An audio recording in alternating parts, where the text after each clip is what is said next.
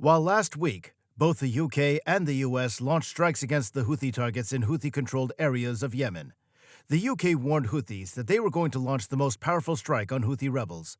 This shocked Iran, and it is now panicking. But what's the story behind this attack?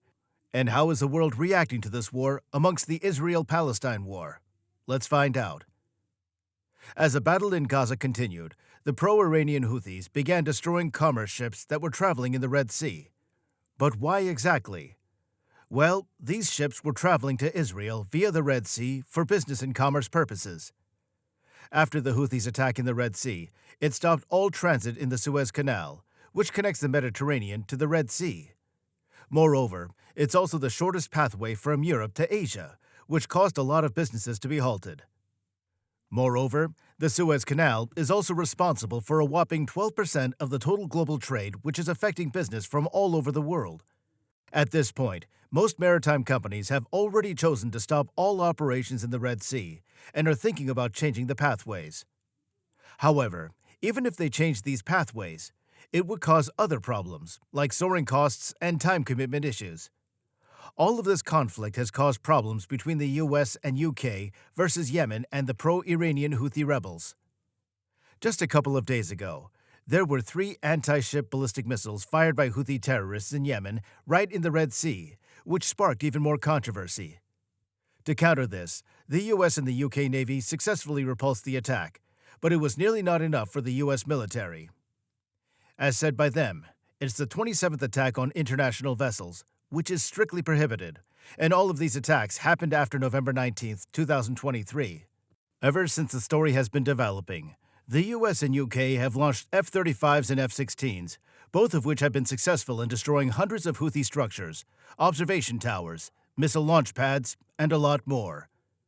Due to all these attacks, several explosions have happened in Yemen, and just like any other war, it has caused many innocent people to die.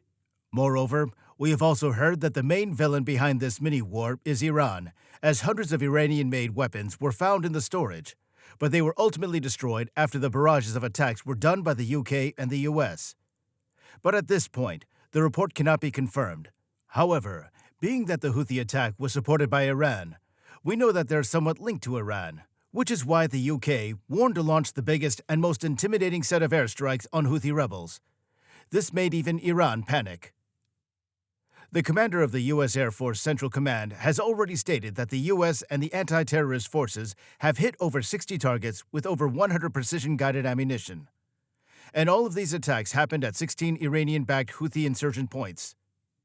Moreover, the commander also stated that the Houthi assets contained command and control notes, ammunition storage, launch systems, manufacturing facilities, and even air defense radar systems.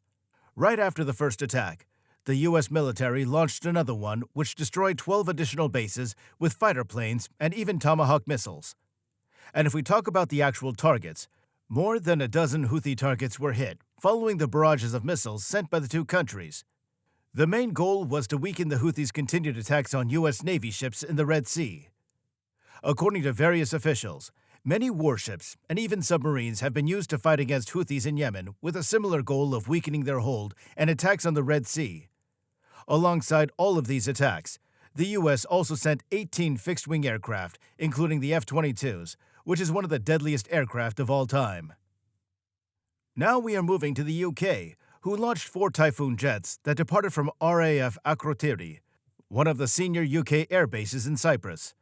However, the UK also received huge support from 2 Voyagers air-to-air refueling tankers, according to the British Armed Forces Minister, James Happy. According to James Happy, a total of 14 targets hit successfully, which they consider as a major win. After these attacks, the UK jets flew to the south, meeting the US counterparts, and attacked Houthi-controlled Yemen together. Both countries used 4 drones and missile strikes, and James also mentioned that the UK convoy wasn't immediately planned. Moreover, another unique aspect of this war is that the French naval personnel were patrolling the waters where the Houthis were operating, aiding the UK and the US in war. One of the French officials also stated that the French Navy remained under national command. And according to this command, even though they aren't directly a subordinate of the US, they work with the US and share intelligence for the sake of this war. Some other officials from the UK and the US have also stated that they couldn't really give an exact proportion of Houthi assets that were damaged in the strikes. However, we do know one thing. The attack was on a larger scale, and it damaged Houthi assets to a level which is temporarily unrecoverable. The officials have also explained that they have used precision-guided drones that didn't attack civilians residing in Yemen and minimize collateral harm. They even said that they did not attack the civilian population centers, although some videos on social media have appeared where casualties have been reported.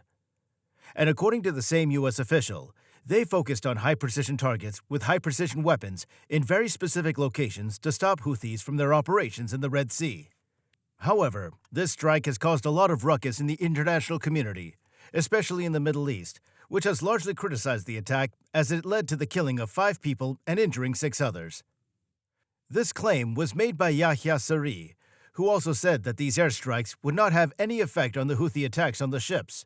This response was done right after the Biden administration and its allies warned that the Houthis and Iranian-backed extremists would be held accountable for their extreme actions at the Red Sea. Moreover, Joe Biden also stated that the attack on the Houthis was in direct response to Houthis' unannounced attack on the Red Sea. This attack happened with the help of the UK, Australia, Bahrain, Canada, and the Netherlands. All of these countries were involved in targeting the Houthi rebel targets and did significant damage. However, it did come at a cost. This cost came at Yemen's freedom of navigation and did affect the people living in Yemen. However, due to Yemen's limited navigation, it was one of the most important waterways because it was home to so many international commerce operations. But that's where things get darker. While the war is still ongoing with no conclusion, President Joe Biden says that he wouldn't hesitate to go a further level if it means getting Houthis' control out of the Red Sea. International trade is quite important, but with the Houthi controlling the Red Sea, it's halting around 12% of the total international world trade. And all of the countries attacking the Houthis want to protect this international waterway. And if we take things to the British, Rishi Sunak said that all of their attacks were in total self-defense, and their goal was to respond to tensions and restore stability in the internal tradeways. But now we have a bigger problem. With all these problems and wars going on around the world, the US and the UK strikes reflect growing international concerns on the most important waterway in the world, which is the Red Sea. Could this be the beginning of a new war? Or will the war be halted? For weeks, the U.S. tried to not attack Yemen and wished that things would become better on its own. It's also because the region of the Red Sea is already under fire due to the Israel-Palestine war, so interfering in a war like this would only make things worse, which it already did. However, after the Houthis didn't stop and kept attacking international commerce, they had no choice but to start attacking areas of Yemen. But as the Gaza-Israel war started, it was the last time we saw the U.S. attacking the regions of Syria and Iran. After that attack, this was the first documented attack that the U.S. did against the Houthis. As we've already covered, these strikes were largely carried out by airplanes and Tomahawk missiles. We have already seen reports that more than dozens of Houthis were hit with these missiles on either the surface or sub-platforms. This has minimized the Houthis' ability to attack the Red Sea, but the war is only escalating at this point. Tuesday's attacks were the beacon of hope for the UK and the US to protect the Red Sea. But there's more. The Pentagon, which is the world's second-largest office building of defense, stated that the US was considering strikes on Houthis in Yemen in retaliation to the attack in the Red Sea. However, upon knowing about the attack, the Houthis already relocated their bases and set their attack in a way where it would be harder for the US to find them. But despite their best efforts, the US strikes were no joke.